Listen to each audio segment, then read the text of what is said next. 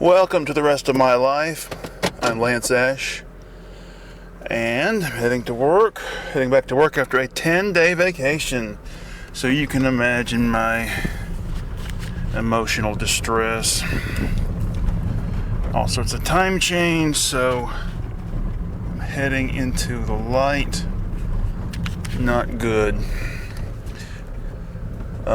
Daylight savings time is a big stupid joke, but we can't change it because our great grandfathers put it in place, and who are we to change what they have set in motion? Oh, lots of topics tonight.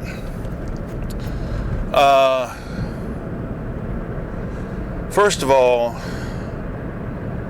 a few days ago, week ago maybe, found out that there was a new Ghost album coming out. Oh, hooray! My wife and I were so excited. So she ordered it. It came in the mail day before yesterday. And yesterday, we went out and listened to it in the car. And it is a big pile of crap. It commits the worst sin that art can commit, and that is to be boring. It's boring.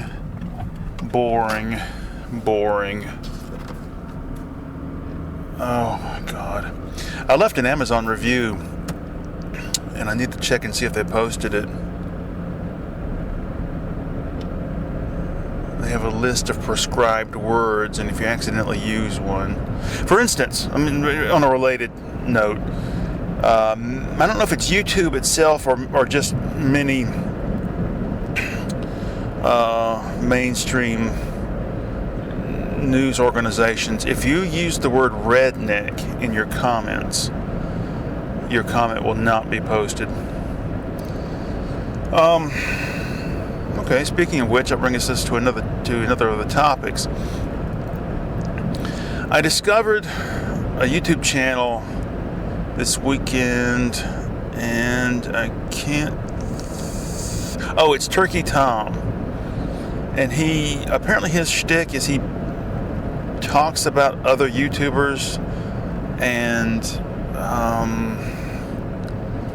I don't know. I'm not into all this stuff. I'm not on social media. I mean, I don't know if you count YouTube as social media or not. I guess to some extent it is, because there's a back and forth, a give and take between commenters and other commenters, or commenters in the channel itself. But I'm just not into all that. But it's odd to learn about the horrible things that people say to each other online. Threats of violence and all this other stuff. It's really odd. But anyway, so it got me to thinking about George Rockwell Schmidt, whom, if you've been keeping up with my posts so far, you know, it's a big influence on me as a YouTube channel personality, poster, video thingamajig. Just, I don't know. One long time ago, I'm about to hit a squirrel. Almost hit him. A long time ago, I read an interview with Lemmy Kilmister, and in which he said he got tired of musicians talking about their influences when they didn't sound like the people that they were naming. And I think he missed the point. Somebody can influence you just to do the work, or just to approach in how you approach the work. It doesn't mean that you're copying them. You know, if you're a guitar player and you say you're influenced by Jimmy Page, but you don't sound like Jimmy Page, I don't see any discrepancy there. And when I say George Rockwell Schmidt influenced me, it doesn't mean that I'm copying or have tried to copy what he does or how he does it. It's just, I don't know, just something that he does. I thought a certain approach to it. I don't know. Especially back when I was doing the show with my wife in the car, and we would talk together. That sort of back and forth was influenced by George's videos with Damien.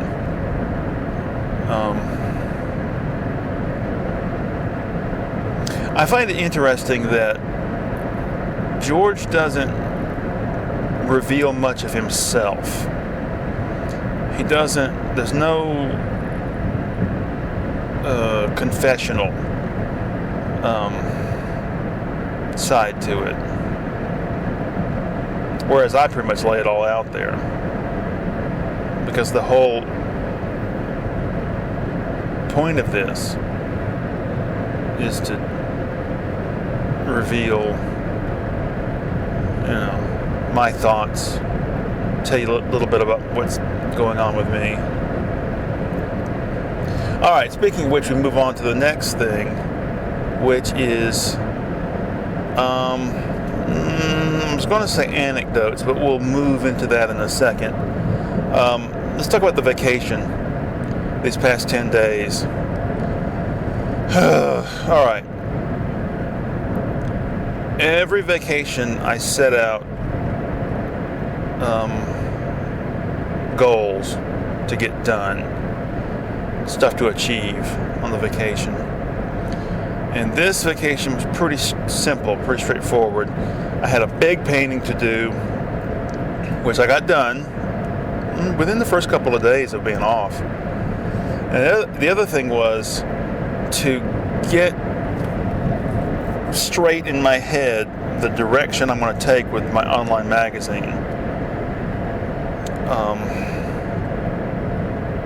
On my blog, which is lanceash.blogspot.com, I have an online magazine called Lamp Clouding, all one word. And the issue I'm working on right now is number 10. And with when I posted number 9,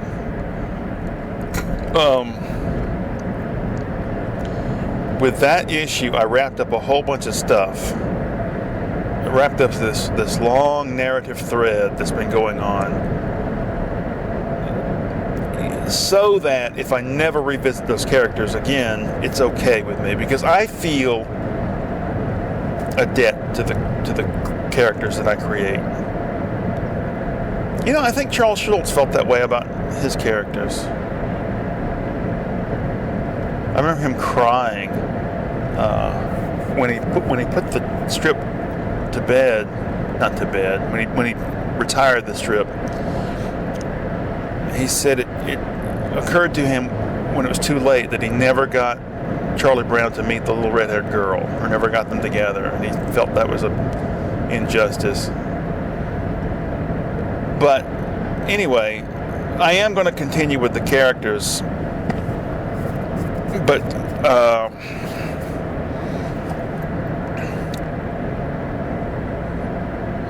to what extent, I don't know yet exactly. But anyway, so I did achieve that goal too. I got some things straight in my head, how I'm going to do this. It only came to me the day that, because I was going over some of my older comic stories that I've posted, and I realized that a lot of them were a mishmash of narrative and single panel stuff. So it gave me the right concept.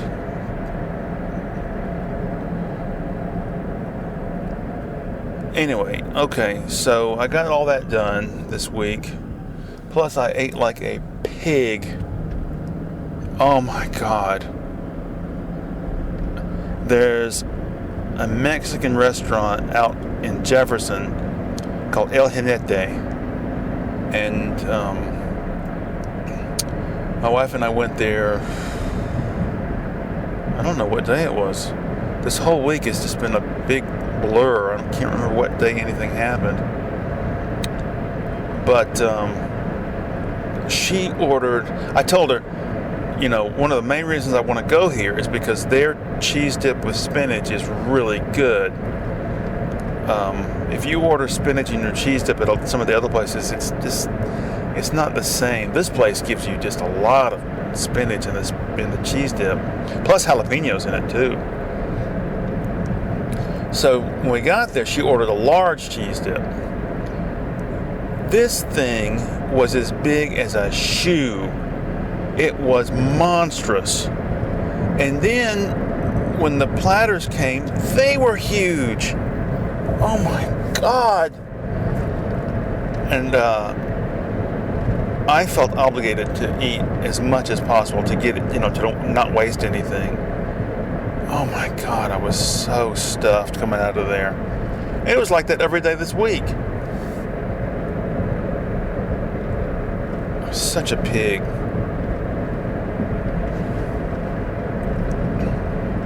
The cheese dip was really good though. It had this smoky taste to it. The chips weren't that good though.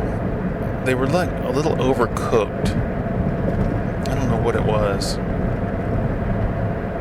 Alright, I'm trying to think of an anecdote. I promised a couple of weeks ago I was going to start focusing more on anecdotes. I'm trying to think of one. I'll give you a brief one.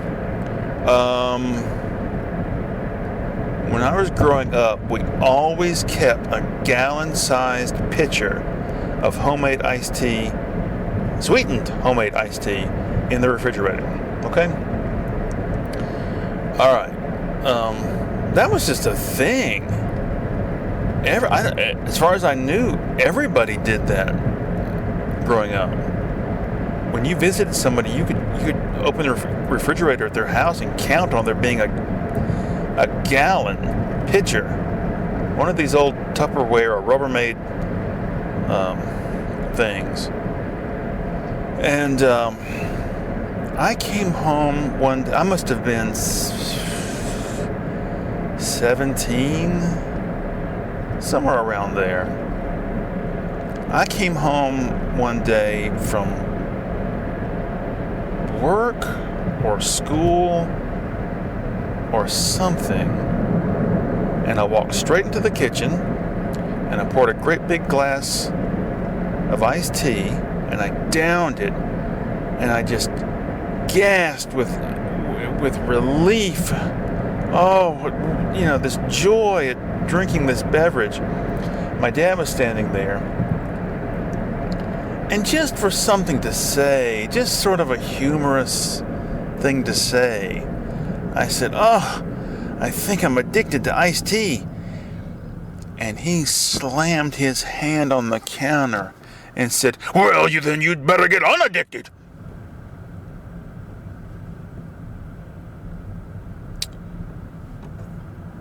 And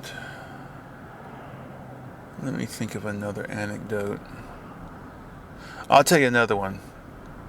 This one will put me in a negative light.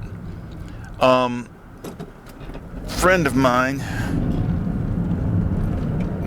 he and his wife used to live in this apartment that was one of these deals where on the ground floor there's two apartments to either side of a stairwell. The stairwell's in the middle, dividing them.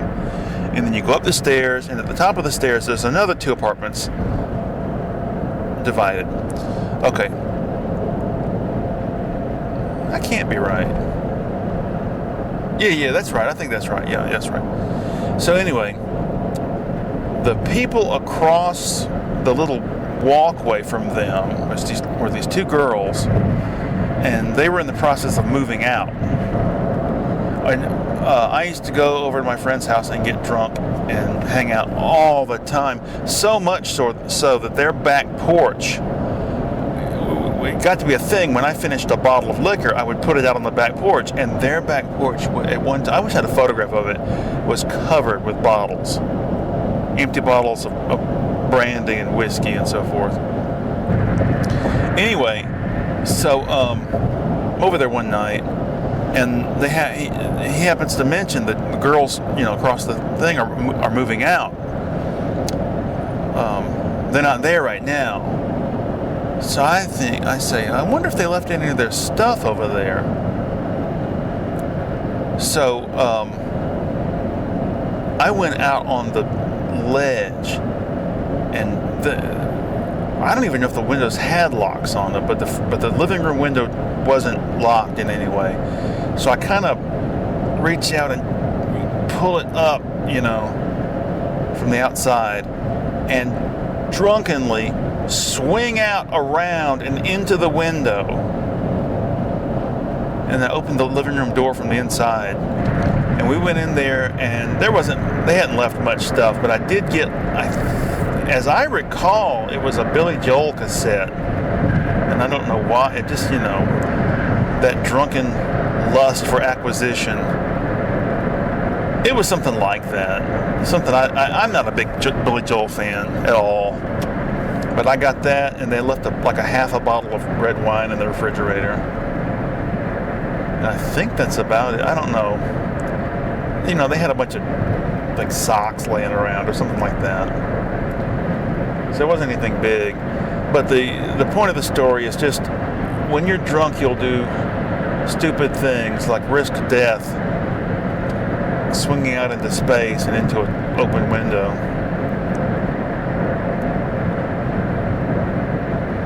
Oh my God, what a mess.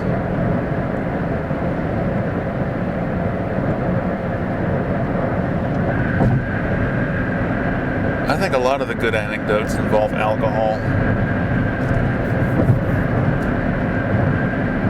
Oh, I tell you something else happened this week that was good. A long time ago, I gave the Mighty Boosh a try, and I thought it was, a little too silly for me. But for some reason, I don't know what clicked in my head, I decided to try it again. And then on YouTube, there are like these compilations. And I watched a 45-minute compilation. I thought it was pretty good. It's got that great British silliness, surreal silliness. I know that Monty Python had that, but it really clicked into high gear with the Young Ones. And post Young Ones, there was a lot of that kind of stuff.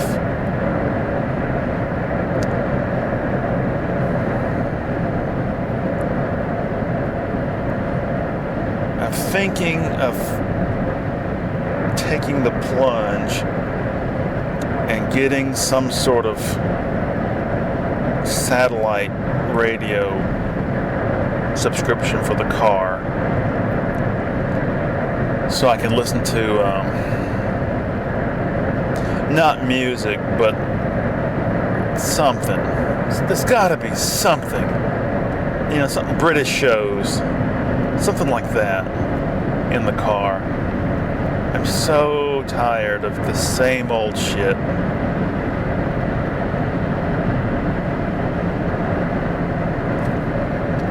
Just the idea of living in another country, experiencing their culture, instead of this tired crap that I'm exposed to here.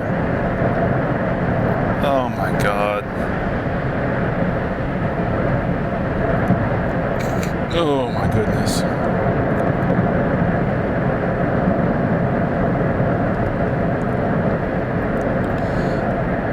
Alright, we're coming to the end of the episode. I'll try to think of some I'll try to start making a list of anecdotes, so I'll have them ready for next time. All right, give me a second here. All right, that's it. Thank you very much for listening. Bye-bye.